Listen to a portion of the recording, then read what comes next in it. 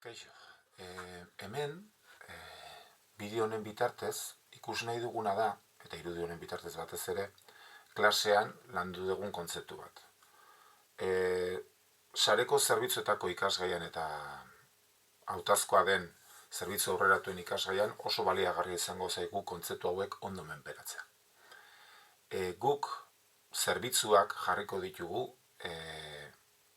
enpresa bateko edo sare lokal baten barruan, ezta? Hemen eskubitara ikusi dezakezue urdinez, sare lokal bat, router batetikan barruraka dagoen sare bat, non dauden 3 zerbitzu eta 3 zerbitzu horiek atzitu daitezken barneko makina batetik. Barneko makina batetik atzitzea nahiko erresa izaten da, jakin barra dago makina bakoitzaren IPa edo izena zein dan, eta hemendikan atzitu zuzenean. Oso kontrolatu dagoen ingurune bat izaten da, eta nahiko erresa izaten da.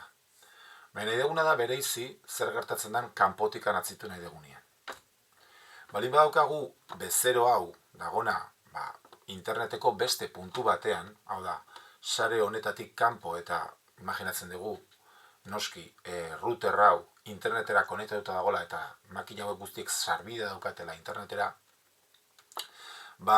bezero batetikan iritsi nahi balin badugu hemengo makina batetara, batetikan izenen bidez nahi balin badugu iritsi, izen bidez, DNS bat, edo DNS izen bat, erregistratu egin barra daukagu, router honen IP publiko hau, 91.217.8, zein den jakiteko. Hau da, guk idazten dugunean izen zehatz bat, IP helbide honetara iritsi alizateko.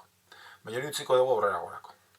Kontua da, nik jakin nahiko banu, bezero ontatikan nola sartu web zerbitzu batean, VPN zerbitzu batean, edota cloud zerbitzu batean, 3 zerbitzu horiek daude atzigarri kanpotik, nola bereizten dituen eskara horiek hemengo routerrak iristen zaizkionean. Zenoski, zerbitzu honek, bezero honek, zerbitzu horiek guztik atzitu nahi ditu, baina denak leku berdinetik goaz. Hemen, oso garrantzitsua da ulertzea, network address translation, edo nola itzultzen dituen helbideak router batek, eta baita ere port forwarding. Itzulpen hori egiteko, edo guk behintzat implementatuko dugun modua, itzulpen hori egiteko portu bidez izango dalako. Portuak dira guretzako gakoa.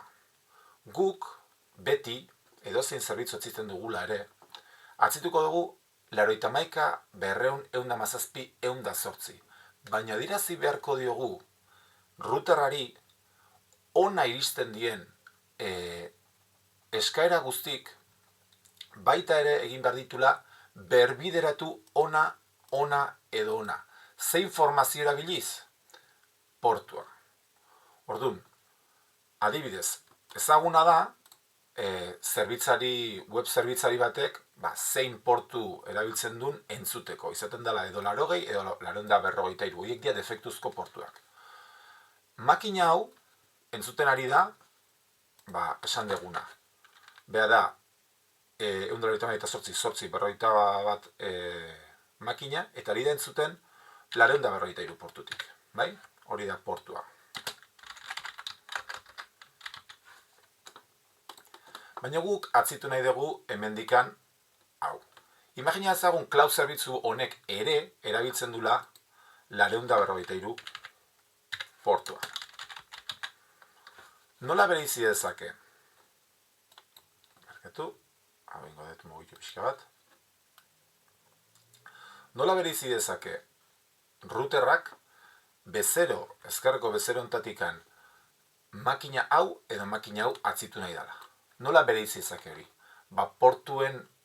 Portu hauek dira, bere defektuzko portuak hau entzuten ari da hemen, baina routerrak egingo duna da itzulpen bat. Esango duna da, ados. Badakigu 943 dela portua defektuz erabiltzen ari dana. Baina nik egin dezaketena da, esan, eskaera bat jasotzen balin badet kanpotikan beste portu batekin, adibidez 50.000 portutik jasotzen balin badet eskaera bat, itzuli dezaket eskaera hori eta esan orain joan zaite 192.168.841 makinara 943 portutik. Orduan, kanpotik egiten den eskaera, egin dutena da, beste portu bat, hemen beste etiketa bat jarriko dugu, bezeroak egiten du eskaera. Basaten du, nahi dut, 91.berrehun.ehun makinara joan, eta nahi dut joan 50.000 portutik. Eskaera egiten diogu. Bai? Eta gero egiten diogu beste bat, 91.berrehun.ehun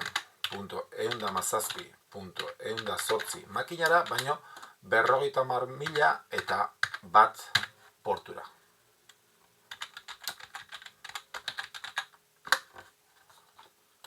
Hori, hemen oain idatzi dugun hau, da honen eskarak zeintzuk dien. Ordun, atzigarria da 91.berrehun.ehun bai. Portu hau adierazten dugu, jarri dut, gaizki jarri dut, 50.000 esan nahi nuen, ez 55.000. Bai?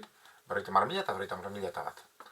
Ordun, honi egiten dio denen eskaera, berak egin behar duna da itzulpen bat da esatea, bale, 91.berrehun.ehun portutik handoa zenak, nahi ditut bihurtu, zertan? Ingo ditut hemen jarri, berbideratu ingo dugu,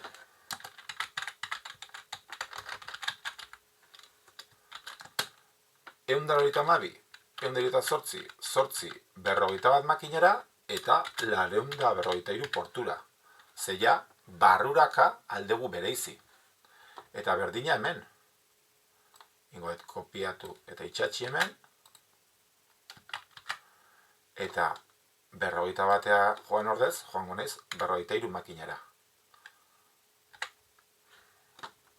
Orduan, hemen, itzulpen honen bitartez, jakin dezakegu 50.000 eta 50.001 portutikan iristen dien eskaerak bideratu alditugula edo makina honetara eta gainera zein portutatikan bideratuko ditugun. Horregatik, naiz eta zerbitzu hauek entzuten ari diren portu hoiek defektuzkoak aldatu ditzakegun, garrantzitsua da baita ere jakitea ez degula zertan egin hemengo tratamendu hau egiten baldin badugu. Ze bi helbide hauek dia bakarrak, ez dira errepikatzen. Gero beste kontu bat da, makina bakar batean egotea zerbitzu bat baino gehiago instalatuta eta ordun ja gauzak pixka bat konplikatu egiten dira. Ados, ordun, kontzeptuak ikusi ditugunak dira, bezerotik ona iristeko beti erabiliko dugula IP helbide publikoa, portuak eta portu pertsonalizatuak erabiltzea gako bat izango dela hau modu ordenatuan egin ahal izateko, eta gero, routerretan beti egongo dela edo NAT, edo port forwarding, edo port triggering menubren bat, non halko degun egin itzulpen hori, eskaerak dagozkion lekura iritsi daitezen. Ados, ordun, kurtso osoan instalatuko ditugun zerbitzuak, kanpokoak behintzat, modu honetan izango dira. Hau izango da funtzionatzeko modua, eta hau konfiguratu eta sakondu beharko dugu denen artean zerbitzuak ondo joan daitezen. Ados, klasean aipatu dugunez, nahi genuen hau ere grabatuta utzi, edonok beharko balu, buelta bat emateko. Ados, besterik gabe, gero arte.